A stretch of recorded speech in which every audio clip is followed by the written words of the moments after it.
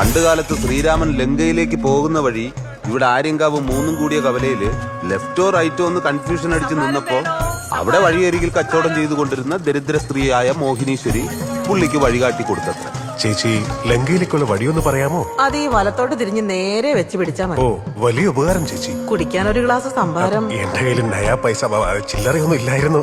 ശ്രീരാമൻ ക്ഷീണിതനാണെന്ന് മനസ്സിലാക്കിയപ്പോ കുടിക്കാൻ സംഭാരവും കഴിക്കാൻ കടലമാവും കടലയും ചേർത്ത ഒരു പലഹാരവും മോഹിനീശ്വരി സൗജന്യമായി കൊടുത്തത്ര. അത് തന്നെ.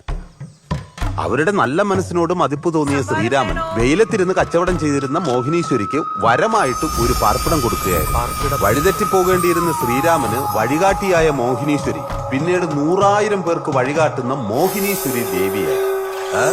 ആ പാർപ്പിടം പിന്നീട് അമ്പലവുമായി. ഈ ഐതിഹ്യം പറഞ്ഞ ഭരതേട്ടൻ നാട്ടുകാരെ മുഴുവൻ വിശ്വസിപ്പിച്ചത്.